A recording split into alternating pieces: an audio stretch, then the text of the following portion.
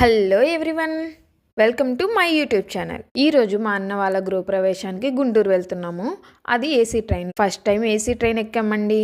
ట్రైన్లో నేను, మా వదిన, అలాగే మా ఆయన చేసిన గోల ఉందండి. అందరూ ఏంట్రా బాబు వీళ్ళ గోల అనుకునేలా చేశాము. వెళ్ళగానే బ్యాగ్స్ అన్ని ఖాళీగా ఉన్న సీట్లో పడేసి కూర్చొని బాగా డిస్కషన్ చేశాము. డిస్కషన్ దేని గురించో తెలుసా? సమోసా తిందామా లేకపోతే టీ తాగుదామా అని. నాకు మా వదినకేమో హిందీ రాదు, కానీ హిందీ ఆవిడ ఏవండి మా బ్యాగ్స్ ని అక్కడ పెట్టుకోవచ్చా అని హిందీలో అడిగింది. మా వదిన చాలా కాన్ఫిడెంట్ గా ఇక్కడ వేరే పర్సన్ ఉండారండి, మీరు కూర్చోకూడదు అనింది.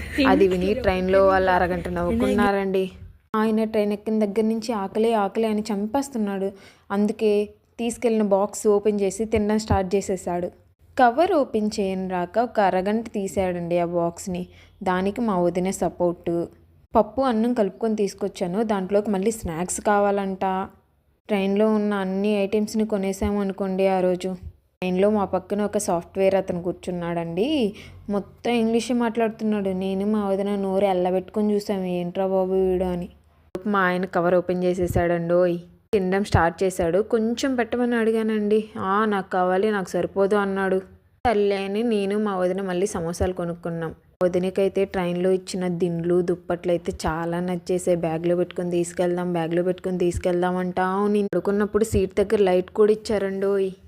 వదిన ఆన్ చేయను అదే సరిపోయింది. గేమ్ ఆడేసింది ఆ లైట్తో. కూడా ఎలా వెలుగుతుందని ట్రై చేశాను. తర్వాత వాళ్ళు ఇచ్చిన దుప్పట్లు కప్పుకున్నామండి. వైట్గా ఉన్నాయి, అస్సలు బాగాలేవు. అవైతే డస్టీగా చెత్తగా ఉన్నాయి, కానీ ప్యాకింగ్ మాత్రం బాగుంది. మా వదిన కప్పుకున్నంతసేపు బాగానే ఉంది. కప్పుకున్న తర్వాత ఏమో దురద అని చావగొట్టేసింది నన్ను.